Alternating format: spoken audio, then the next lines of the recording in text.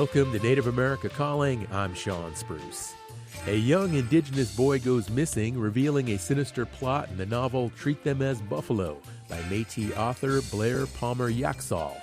The setting is 1855, a critical time in history for Métis people. 12-year-old Nico is the story's narrator, helping his family and a handful of fierce women rise up against injustice as a violent conflict between indigenous people and the federal government rages in the background. Treat Them as Buffalo is on our newest addition to our native bookshelf right after the news.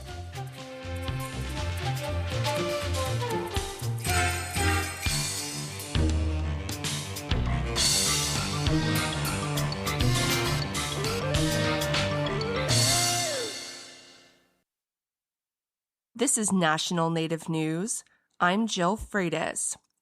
The PGA Tour has bestowed one of its highest honors, the Payne Stewart Award, to a four-time PGA Tour winner who is also a citizen of the Navajo Nation. KJZZ's Gabriel Pietrasio has details. Born and raised in Albuquerque, Nota Begay III excelled at swinging a club. His success on the fairway afforded him the chance to play college golf beside Tiger Woods at Stanford University, winning a national team championship in 1994. Begay is widely considered the first indigenous golfer to compete on the PGA Tour. When accepting the award on Tuesday, Begay noted how Native Americans have the lowest graduation rates and life expectancies in the U.S. among all ethnicities. So for me, to be standing up here as a Stanford graduate with a degree in economics, four-time PGA Tour winner, and a television broadcaster accepting this prestigious award is a miracle. For National Native News, I'm Gabriel Pietrasio. A uranium mining company missed a Monday deadline to turn over communications between its executives and the feds. KNAU's Chris Clemens reports that's according to House Democrats, who've launched an investigation into Energy Fuels for potential insider trading. Two House Democrats allege the Trump administration may have tipped Energy Fuels off about the cut to Bears Ears National Monument before it happened, leading company executives to invest in their own firm. One of the Democrats is U.S. Representative Jared Huffman of California. The timing and the volume of these stock purchases are conspicuous and speak for themselves. Huffman asked the company to send a year's worth of communications with the feds, as well as its lobbying contracts, by August 24th. But Energy Fuels didn't provide the materials by that deadline, according to a spokesperson for Huffman. In a statement, the company said it strongly rejects the idea that anything improper took place, but didn't deny that it missed the deadline.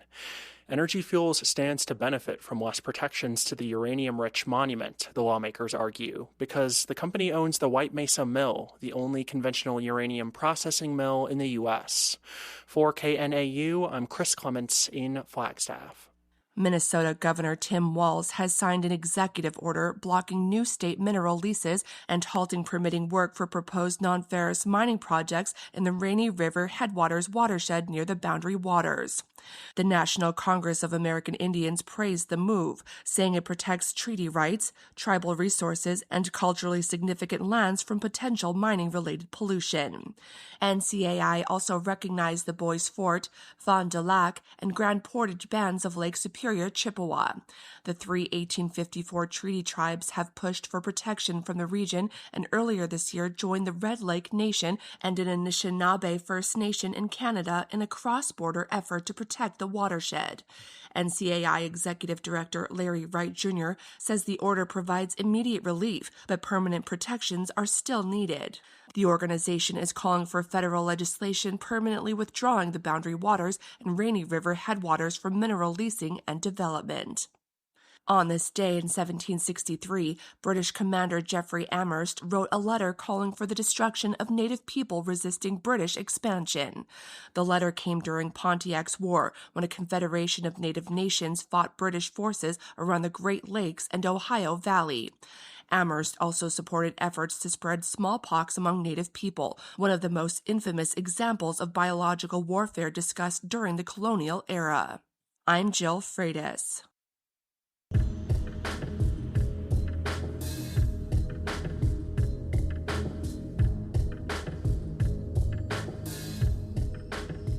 National Native News is produced by Koahnic Broadcast Corporation with funding by the Corporation for Public Broadcasting.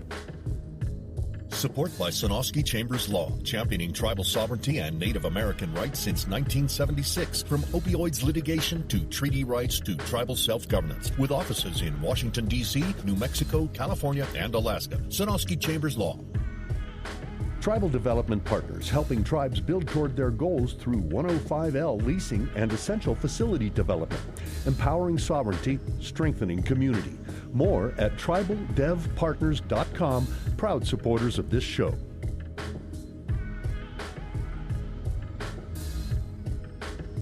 Native Voice One, the Native American Radio Network.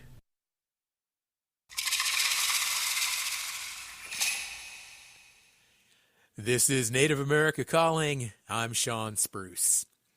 Nico is a young Métis boy who narrates the gripping story of his family and his people in Blair Palmer Yoxall's debut novel, Treat Them as Buffalo. It's a suspenseful account of a young boy's disappearance in 1885 during the historic Métis and Cree Rebellion in Canada. Law enforcement officials ignore the Métis community's pleas for help, while Nico's account gives readers a unique perspective of the tense journey as a band of fierce Indigenous women take matters into their own hands. Yoxall calls his book an anti-Western, set in a time that so often focused on romanticized colonial efforts to tame the West. The novel instead provides a powerful portrayal of characters and culture from the perspective of the people who have always lived there. We'll hear more this hour, and you can join our discussion with your comments and questions. We're at 1-800-996-2848.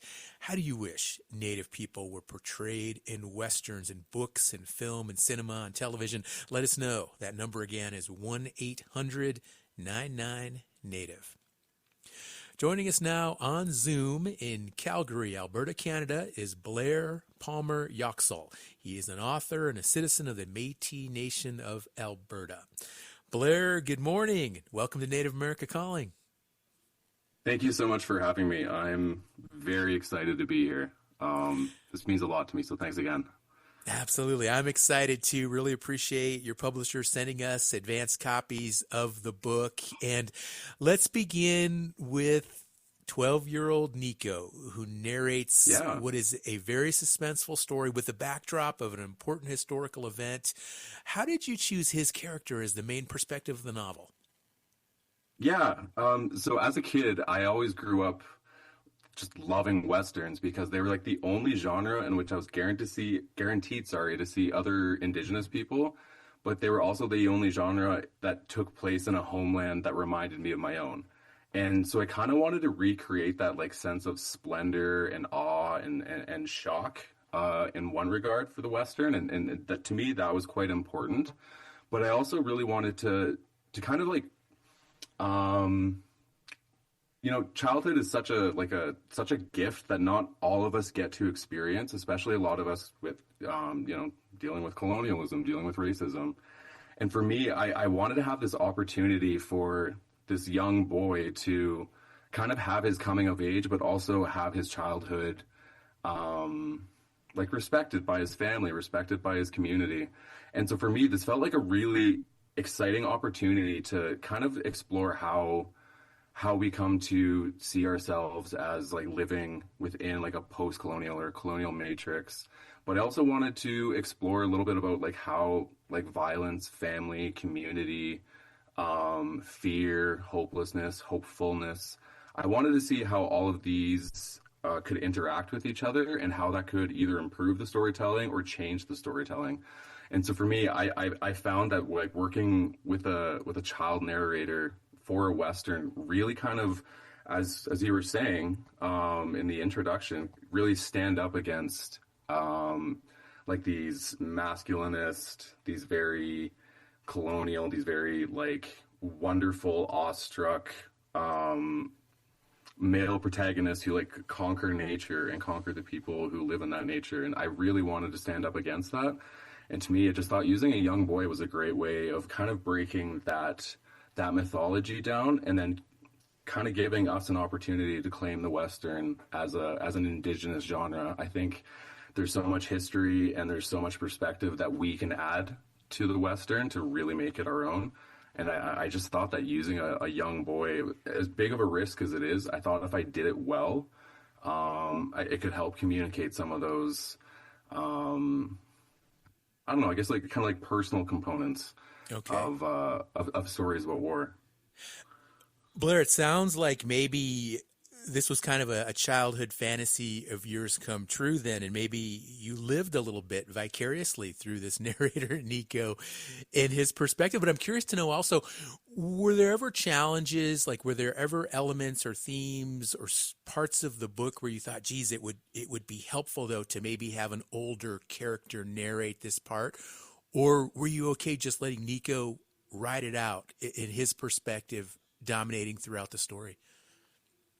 Yeah, no, that's a great question. There were definitely parts where I knew an older narrator might be a little bit more reflective and a little bit more aware of what's going on and a little bit less reactive and a little bit, this is going to sound kind of odd, but in the book, Nico's quite frustrated with the fact that he feels like nobody is taking him like seriously like an adult. And I think that's just like something that like all kids kind of feel. So that was one thing that I thought was fun to write about, but I did recognize that meant some of the more interesting introspection that Nico would have about his family or about some of the events. I knew some of that was going to get lost. But what I do think using a child narrator benefits for is like there's quite a bit of violence in the book. I really wanted to it sounds kind of weird, but I really wanted to demonstrate just how violent the colonial period was for Indigenous people in North America. I think we often kind of overlook, at least non-Indigenous North America, often kind of overlooks that violence and how we still live in its shadow and our land is still recovering and us as people is still recovering. I lost my train of thought. I do apologize for that. But I guess what I will say is, working with Nico, the thing that was nice about him, considering there is quite a bit of violence in the novel, is I found that his perspective, it kind of, it's going to sound odd, but it kind of made the violence like a little bit more approachable, and it kind of made it a little bit more stylized, which I think just made it a little bit easier for some people to read. And I know for me as the author, like, it's kind of disturbing. But I know for me, working with Nico kind of made me feel, one, like these are actual events that are happening, but two, it just made it feel a little bit less stark and bleak. Like, for example, like in Blood Meridian, where although it's a young main character, the violence in that is so stark, and I wanted to kind of address that. It was very difficult, I won't lie, and I think it's totally up to readers to decide if I did it or not, or if the novel achieves it or not, sorry. Let's talk about the title of the book. And at the very beginning, you have a quote from Gabriel Dumont. It goes, "I wanted to greet them as we would have buffalo." Tell me more. Who is the originator of that quote, and what do you want readers to understand about him?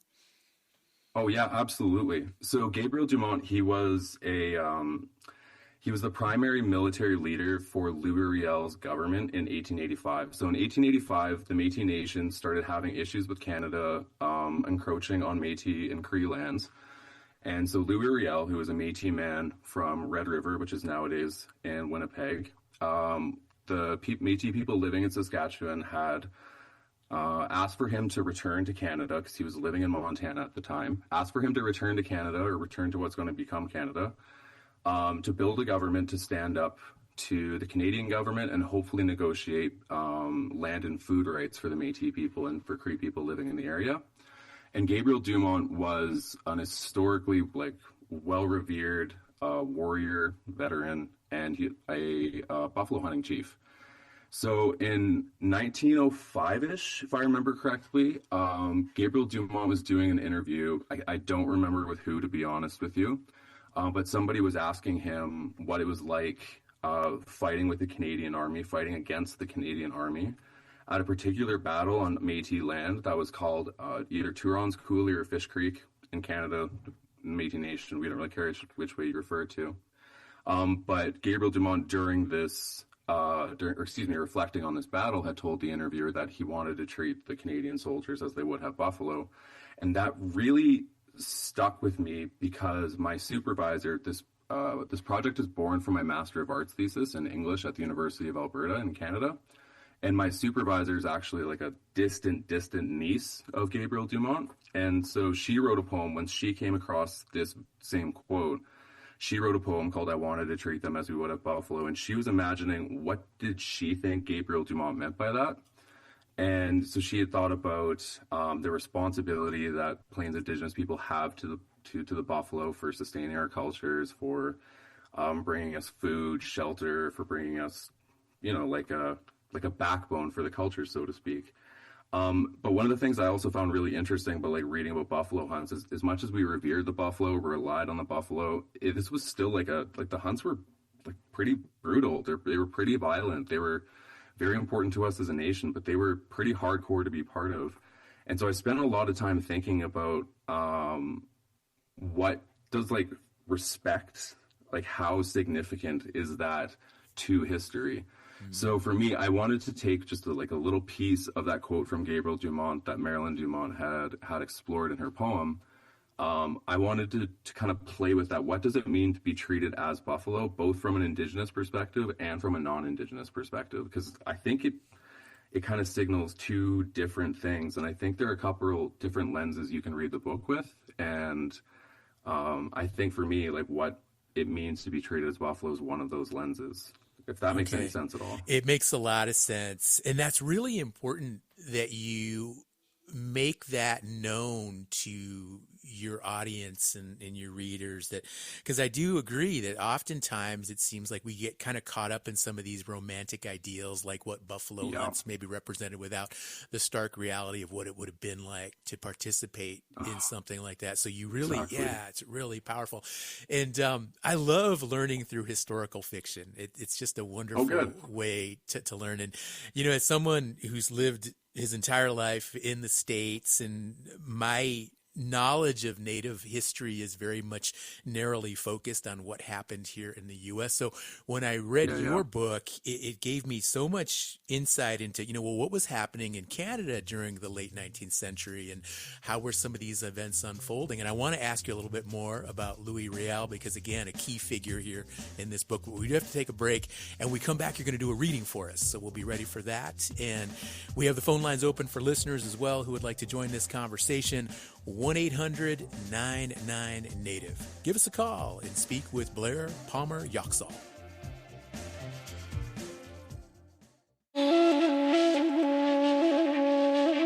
Native American educators have scored both wins and losses in teaching Native history, language, and culture as the school year gets underway. There are also concerns about how new technologies are incorporated into classrooms. We'll take a look at the upcoming academic year on the next Native America Calling.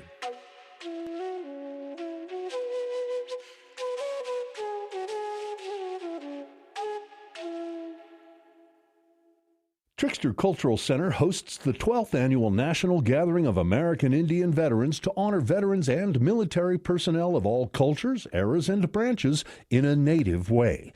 Trickster Cultural Center's National Gathering of American Indian Veterans is open to the public at no charge Saturday, August 22nd in Schaumburg, Illinois. More at tricksterculturalcenter.org/national-gathering-2026.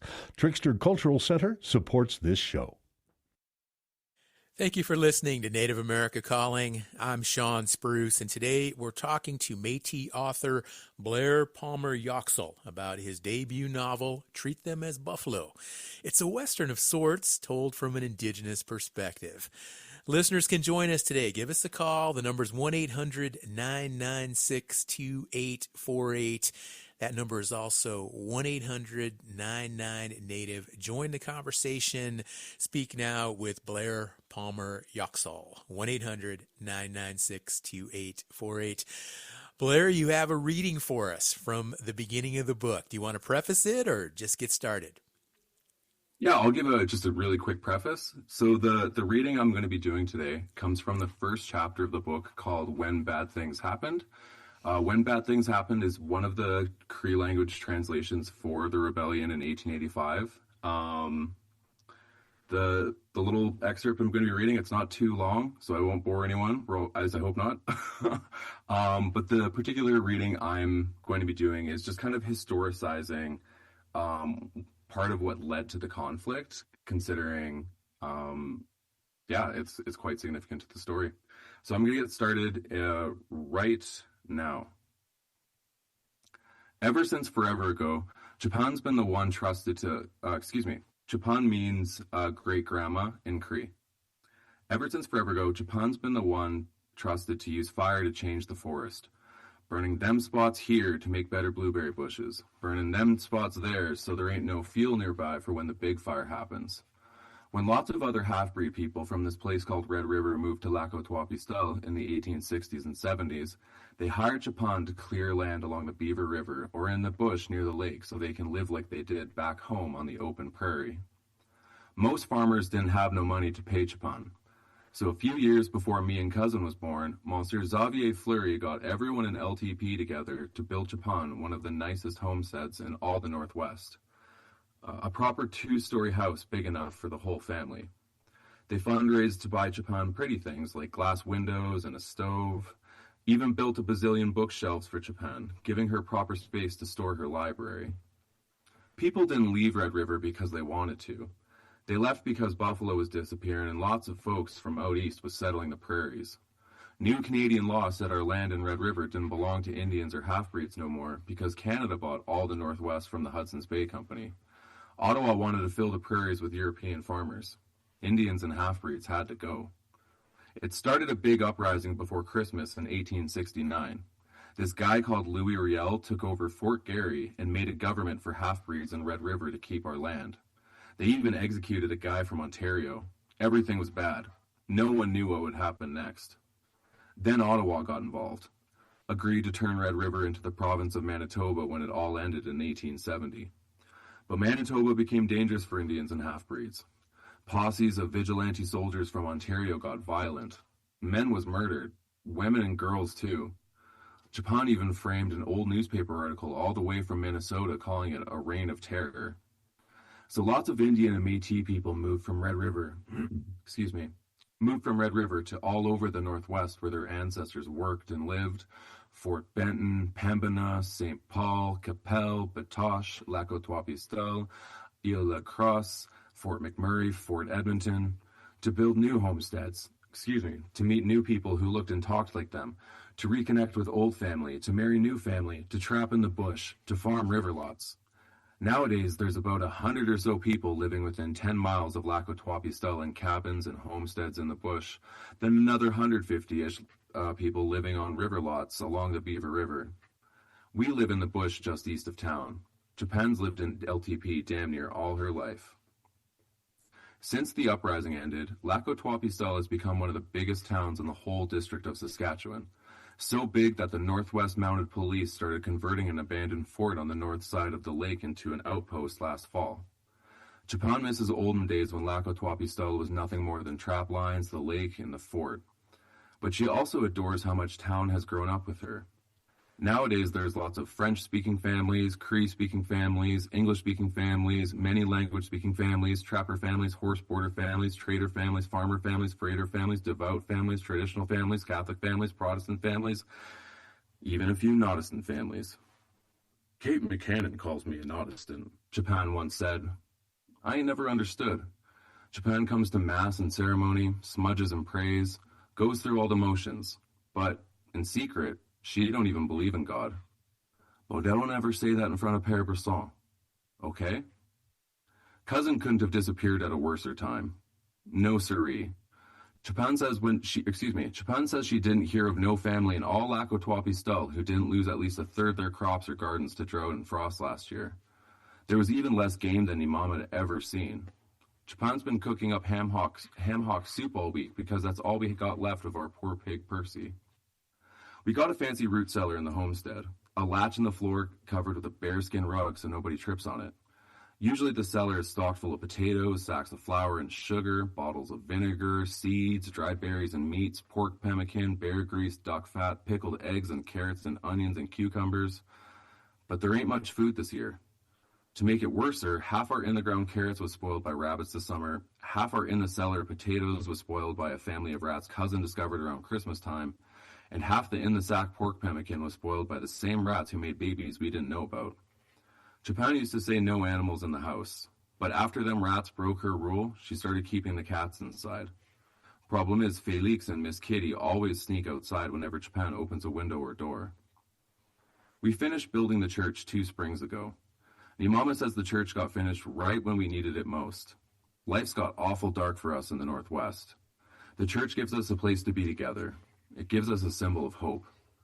Japan says them buffalo hunts was a time for all half-breeds to be together for a few months on the prairie.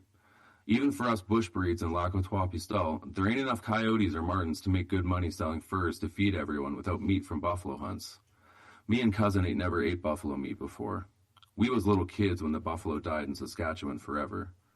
Japan says when we lost the buffalo, we lost a family member. Japan's afraid we'll have another death in the family soon. She says the Northwest is real sick. We need each other more than ever. For one thing, nobody's sure how they feel about Lou Riel being back in Patoche. There's talk he'll lead another uprising. Bigger this time. Holier. Some folks say he's a saint.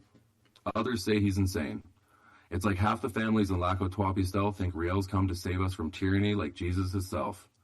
The other half think he's bound to damn us all to hell. Like I said, cousin disappeared at the worst time ever. Okay. And that's the reading. Thank you.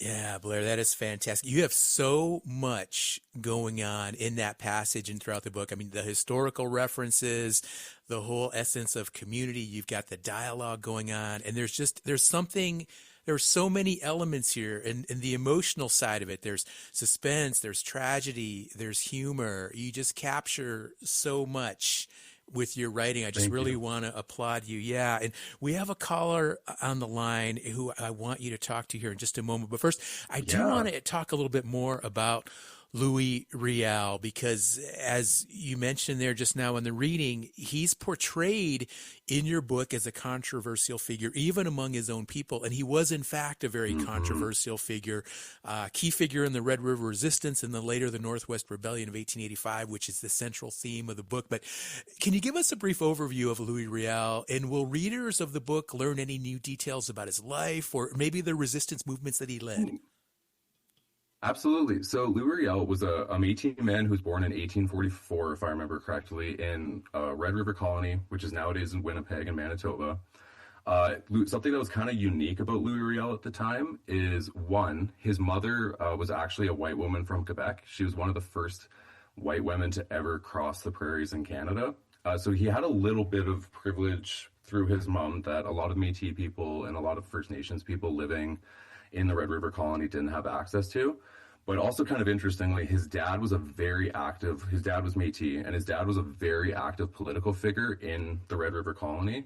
But when Louis was about 12, his dad had died. And that left a pretty profound loss for Louis. So anyway, in about 1869, Louis Riel had actually been living in Montreal. He got engaged to a Quebecois woman, and then once her dad found out that he was Métis, that he was an Indigenous man, he called off the marriage.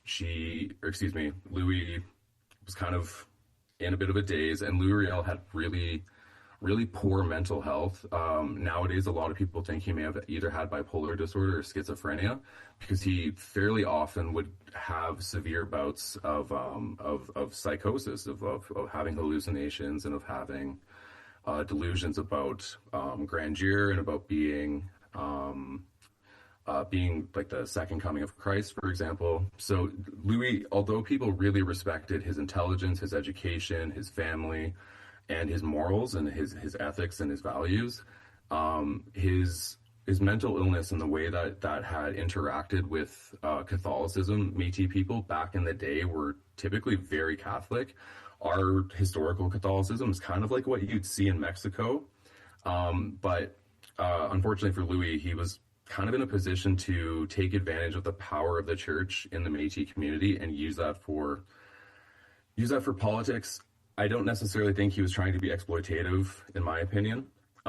Anyway, so where Louis Riel is relevant to the book is, I'm not necessarily sure what readers will learn about Louis specifically from the book that you can't like find on Google. But what I will say is I did really want to talk about the fact that in 1885 he was controversial in our communities because he ended up being quite divisive. A lot of people going through like, you know, very intense change on the prairies were looking for a charismatic leader who was intelligent, who could negotiate with Canada, who understood how colonial officials for Canada would negotiate. But again, he was very unwell, and that really concerned a lot of Métis people, thinking like, hey, like we can't. This man is a heretic. He's going to affect our relationship with God, with the Pope, with the Church.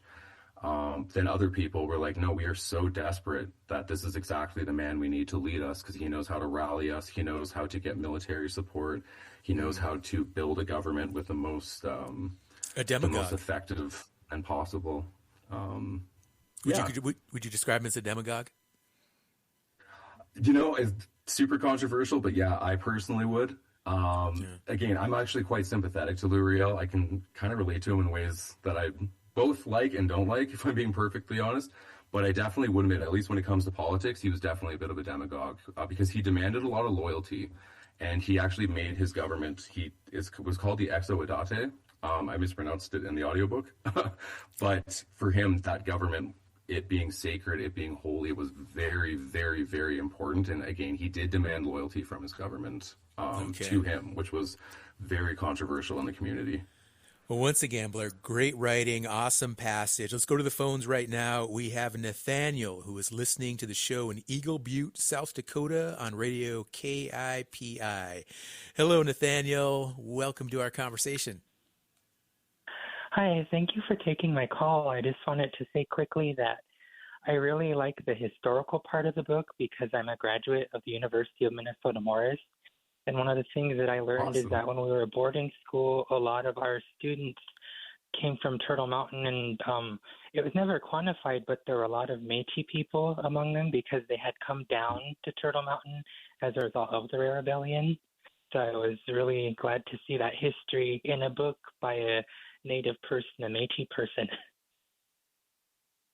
I really appreciate that, Nathaniel. That's something that I'm so excited about, is people starting to recognize our presence in the States. I'm so grateful for that. I'm glad that you noticed that.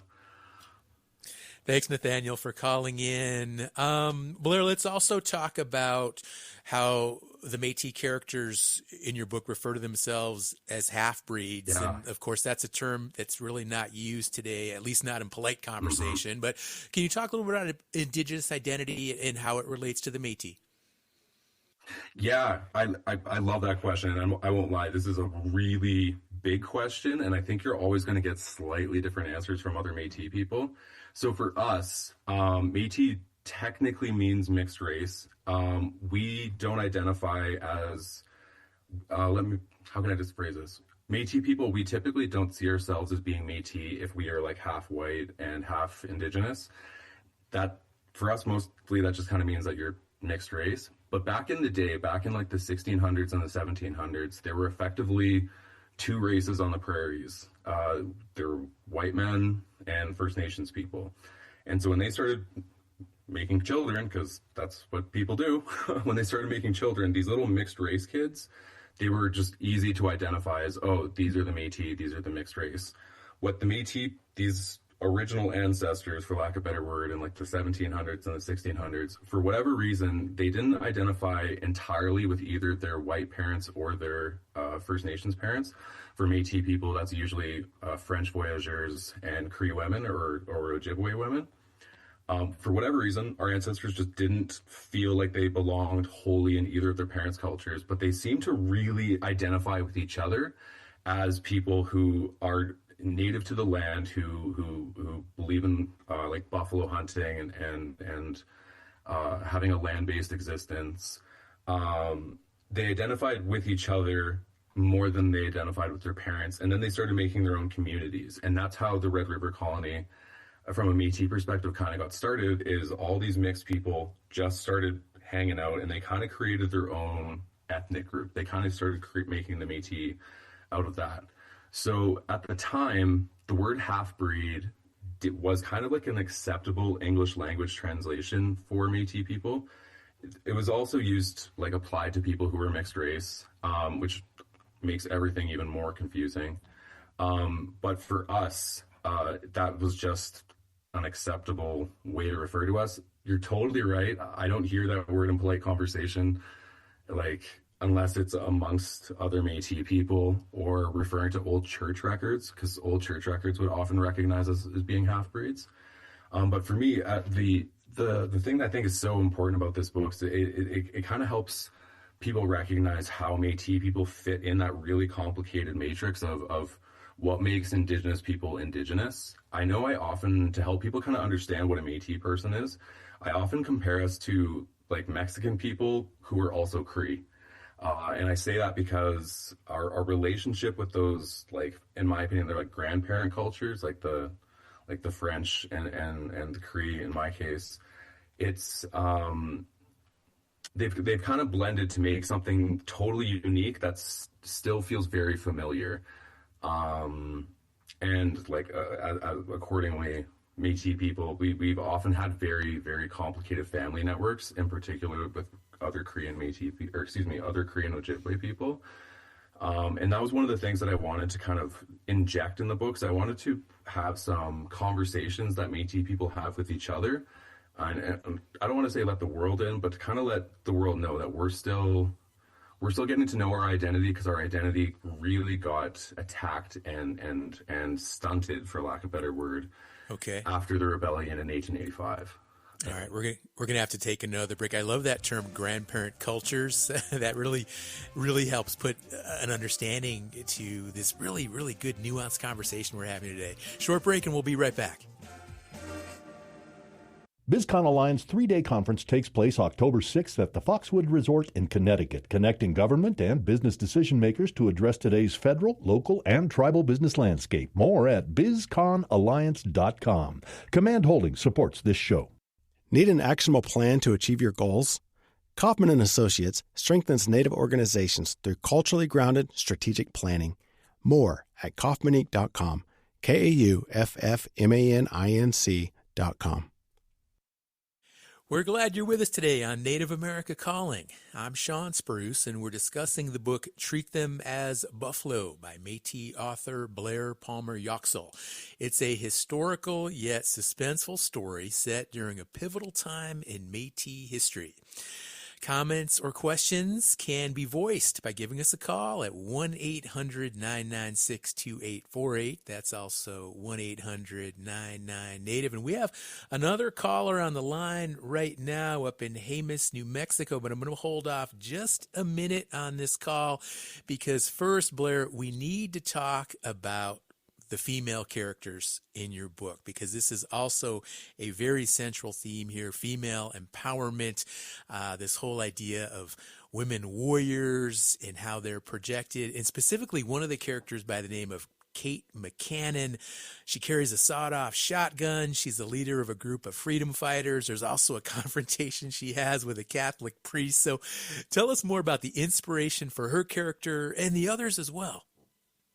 Oh, man. So Kate McCannon, she's probably one of my favorite characters too. She's pretty unique. Kate McCannon is honestly probably the most original character in the book, in the sense that she was inspired by real world people, but she was also inspired by fictional people, and she isn't modeled in any way after somebody in my family. So one of the major things that bugged me about Westerns growing up, and still bug me as an adult, was frankly the femicide. I can only read and watch so many Westerns in which I see Indigenous women like assaulted and murdered quite brutally, and that this really, really, really bothered me because of like just sort of the way my family worked out.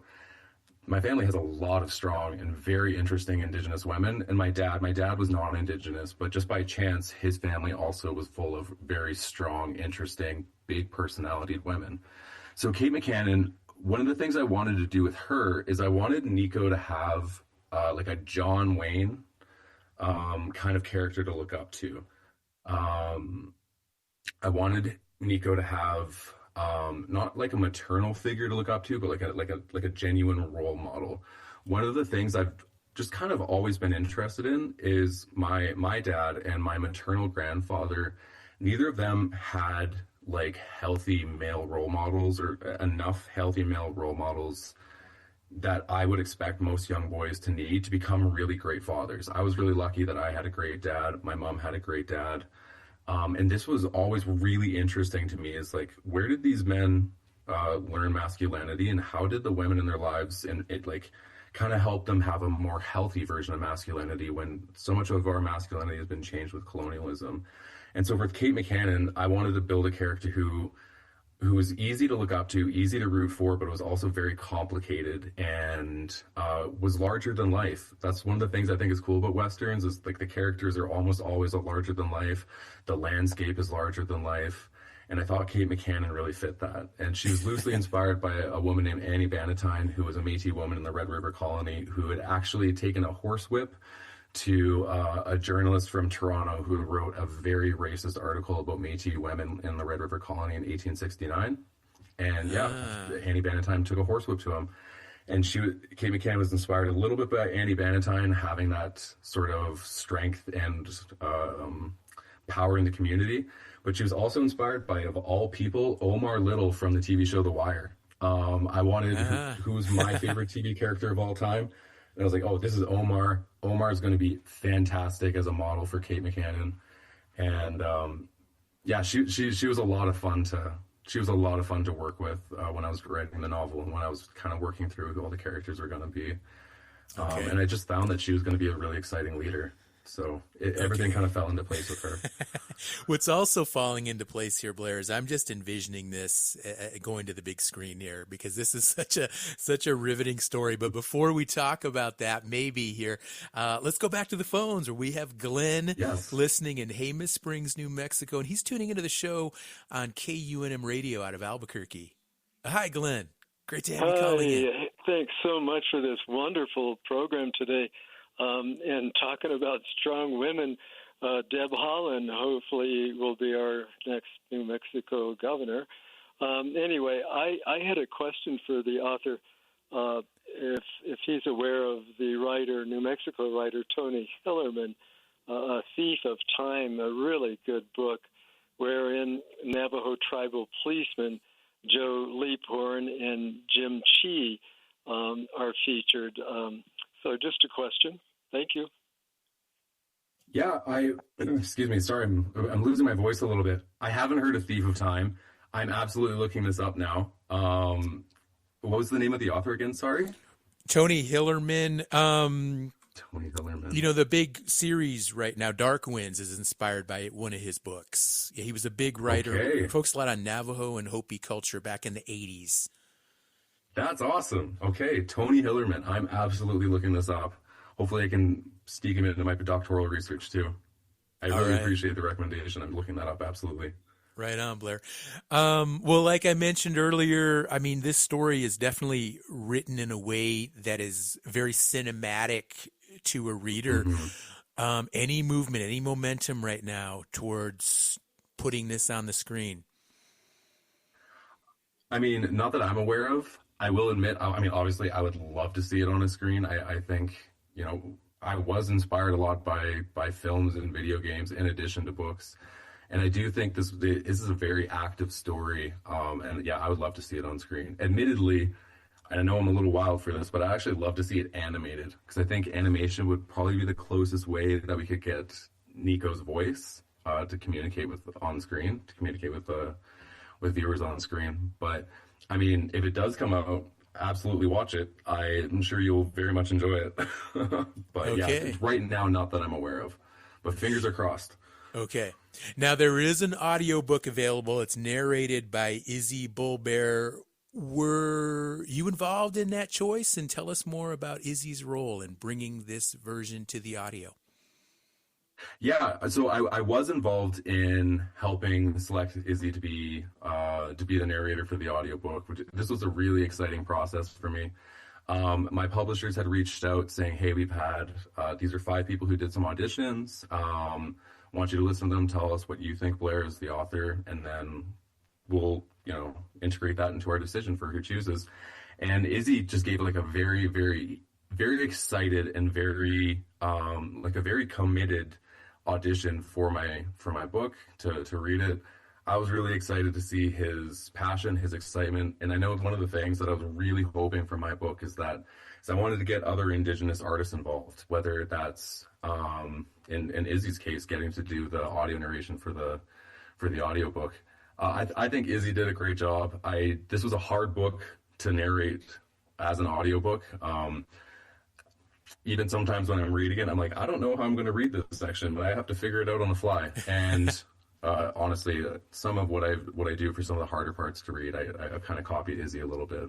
But I think he did a great job. I think he really kind of captured like the earnestness of the book. But one of the things about my book is I find like you really have to accept Nico as the narrator, and I think Izzy does a great job of making Nico not just a narrator but a person. I'm really grateful to have had him on board, and it was a lot of fun hearing him read my book. I mean, it still blows my mind, I won't lie. But when I got over the mind-blowing part of hearing somebody else read my book as an audiobook, I was really, really impressed with what he did.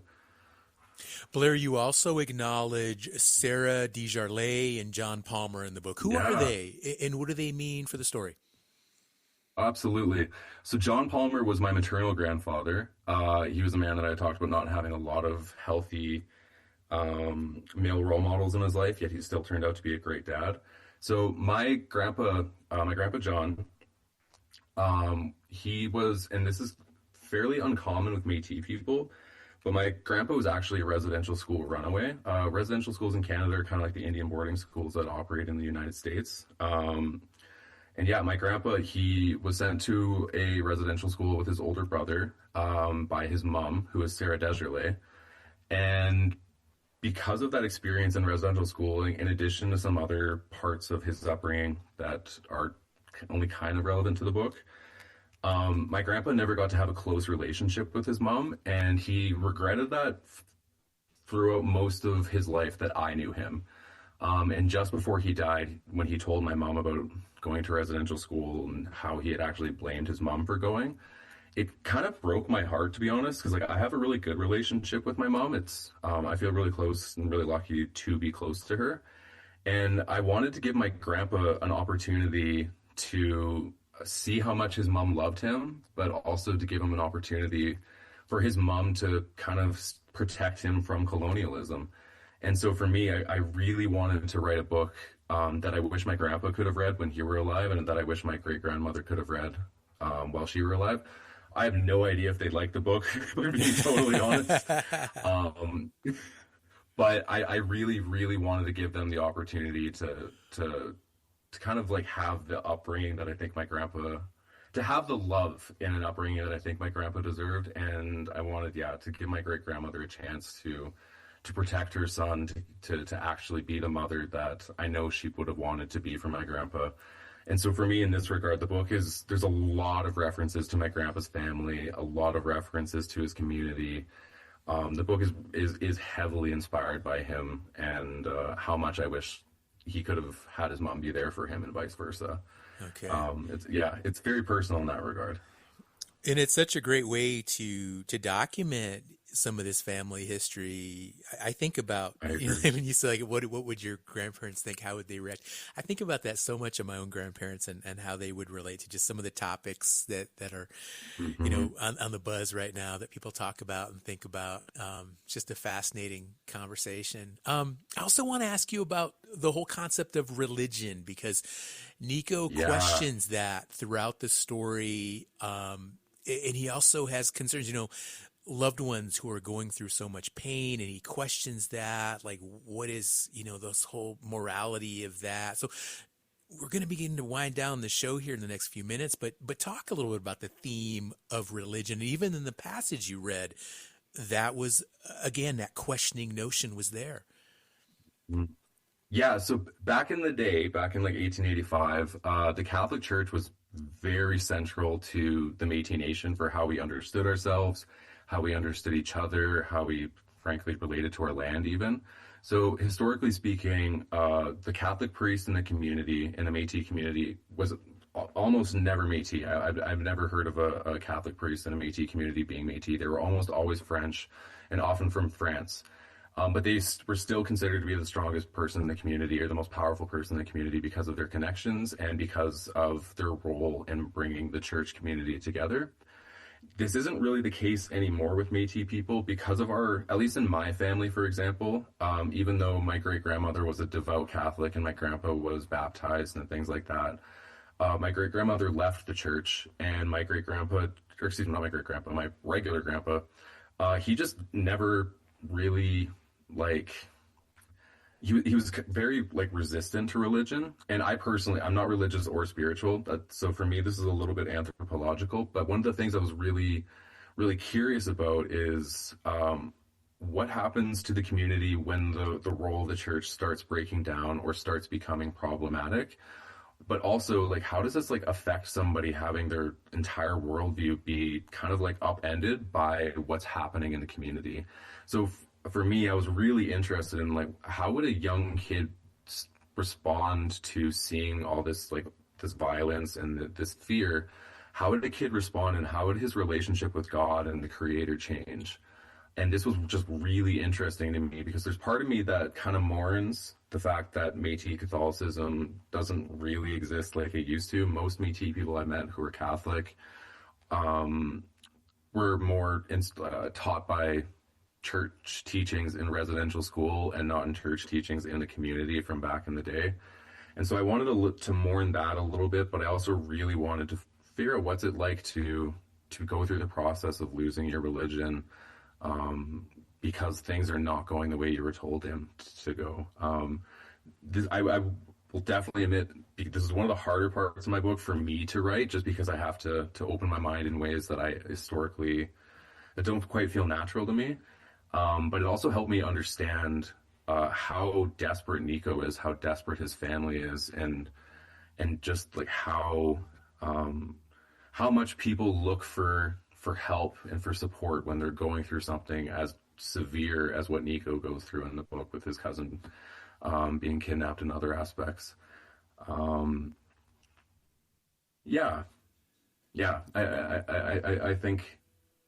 think those are the big things I wanted to say about religion in the book. Okay. Blair, we're just about out of time. I want to ask you, what other projects do you have coming up? Any other writing, any other novels? What do you got in store? Yeah, so my next novel probably won't be coming out for a while. As I alluded to before, my grandpa and his older brother went to residential school here in Canada, and they ran away. And I've always thought that's just so cool that they ran away. I'm very proud of them. And my next book is heavily inspired by that experience. It's not coming out for a number of years. It's actually part of my doctoral research. I'm currently a PhD student at the University of Calgary. And for my dissertation, I get to write a novel in addition to some other academic things that aren't really that interesting. But yeah, so my next book is going to be about two Métis boys and their experience in residential school and their goal of escaping. But I also have some other smaller projects on the go. I recently completed a novella with my PhD supervisor, which is about a failed robbery here in Calgary that was just inspired by some stuff that happened as a teenager and some music that I grew up listening to. And I've just recently, now this was really cool, I got to be a reader for the CBC Poetry Prize here in Canada, which is one of the largest poetry prizes. I consider myself to be a pretty inconsistent poet. So for me, that was an incredible experience of getting to work with all this amazing new poetry. And I'm really hopeful that I, in the future, will have some more poetry to publish. But in terms of prose, got to wait for the next book. But I'm hoping that my novella and a bunch of other short stories I wrote in my earlier 20s that I can turn into a collection, so people don't have to wait 7 years or however long it'll take me for the next book to come out. Well, Blair, we will be waiting for that next novel and your other projects patiently. But right now, we're out of time, so I want to thank you again for joining us, and best of luck going forward, okay? Thank you so much, Sean, and thank you so much to the listeners and callers. This was a remarkable experience for me. I've had a great time. And absolutely. Thanks again. This means a lot to me. No, you bet. Listeners, please tune in again tomorrow. We'll have a discussion about some of the advancements and challenges in Native education as the academic year gets underway. I'm Sean Spruce. Enjoy the rest of your day.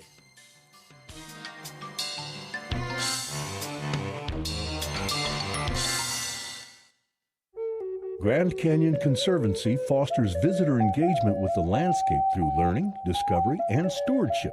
The Grand Canyon Conservancy Field Institute provides immersive and educational adventures designed in partnership with Grand Canyon National Park, including day hikes for the family, once-in-a-lifetime backpacking trips, and art classes with expert instructors. More at grandcanyon.org. Grand Canyon Conservancy supports this show. Who protects Indian country? Amerind does. As the only 100% tribally owned insurance carrier, Amerind helps strengthen tribal communities by providing reliable insurance coverage and keeping dollars in Indian country.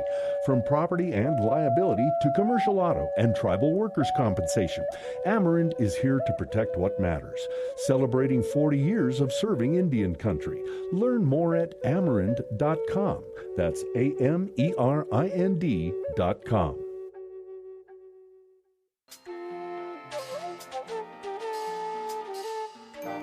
Native America Calling is produced in the Annenberg National Native Voice Studios in Albuquerque, New Mexico by Quantic Broadcast Corporation, a Native nonprofit media organization.